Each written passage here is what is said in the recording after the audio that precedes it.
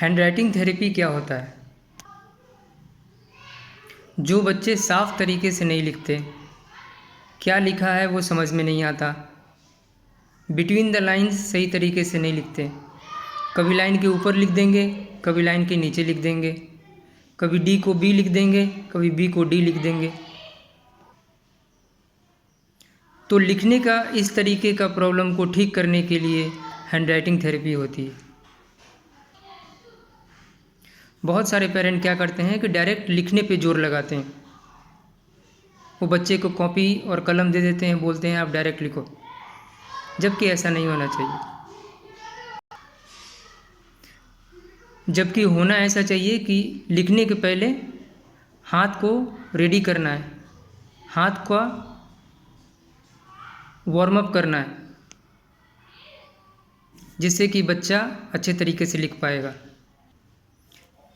इसको मैं एक एग्ज़ाम्पल लेके समझाता हूँ कि कोई स्टूडेंट अगर क्रिकेट सीखने जाता है तो कोच बच्चे के आते ही बच्चे को ये नहीं बोलता कि आप बैट बॉल से जाके खेलो।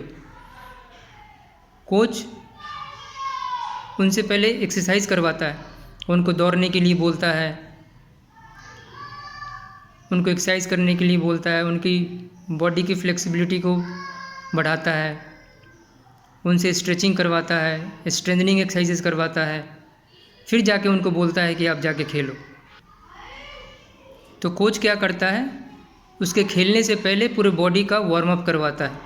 उसी तरह लिखने से पहले हाथ का वार्म अप होना बहुत ज़रूरी है। उसी तरह लिखने के पहले भी हाथ का एक्सरसाइज करना बहुत ज़रूरी है। फाइन मोटर एक्टिविटीज़ को बढ़ाना बहुत ज़रूरी है।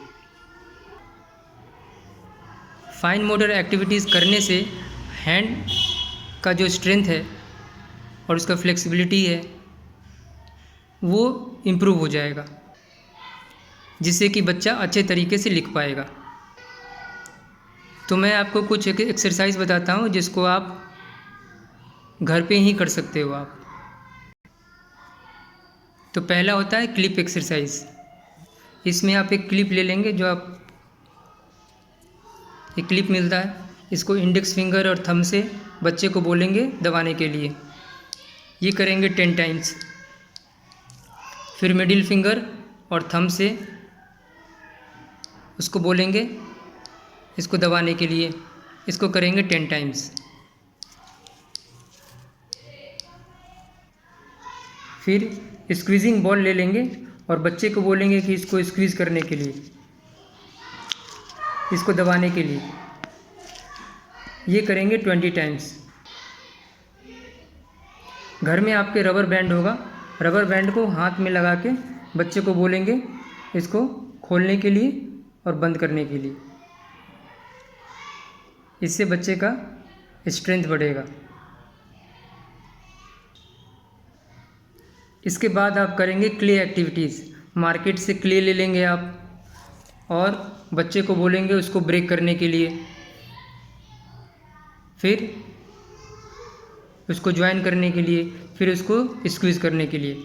अगर आप उस पर भी पैसे नहीं खर्च करना चाहते तो घर में आटा गूंदते हैं, उससे भी आपका काम हो जाएगा। बच्चे को बोलेंगे उसको ब्रेक करने के लिए और उसको अलग करने के लिए, और उसको भी स्क्वीज़ करने के लिए 20 टाइम्स। फिर उसके बाद एक मोटा कार्डबोर्ड ले लेंगे आप,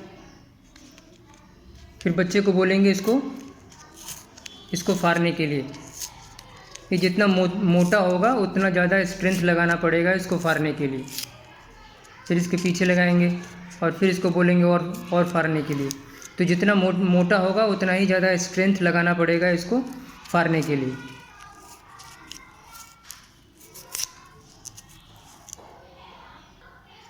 इसके बाद आई हैंड कोऑर्डिनेशन को इम्प्रूव करने के लिए बीट्स एक्टिविटी को करना ज़रूरी है। ये आपको मार्केट में मिल जाएगा। तो बीट्स के अंदर में स्ट्रिंग डालना होता है, जिससे कि फोकस, अटेंशन, कंसंट्रेशन बच्चे का इंक्रीज़ होता है। और बोर्ड से कोई चीज़ देख के हम कॉपी में लिखते हैं तो उसमें वो लिखने में आसान होता है। तो बीट्स एक्टिविटी से आपका आई हैंड कोऑर्डिनेशन इम्प्रूव हो जाएगा। उसके बाद मार्केट से आप वर्कबुक ले लेंगे प्रैक्टिस के लिए। प्रैक्टिस बहुत ज़रूरी है। और उस वर्कबुक में वर्टिकल लाइंस होते हैं, हॉरिजॉन्टल लाइंस होते हैं, ऑब्लिक लाइंस होते हैं, फिर डॉट डॉट होते हैं, सारे डॉट्स को मिलाने होते हैं। वो सारे एक्टिविटीज़ आपको करवाने होते हैं। वर्कबुक से प्रैक्टिस करना बहुत ज़रूरी होता है। तो ये जितने भी फाइन मोटर एक्सरसाइज मैंने बताए उन सबको आप करेंगे तो बच्चे का हाथ का स्ट्रेंथ इंक्रीज़ होगा और हैंड राइटिंग इम्प्रूव होगा।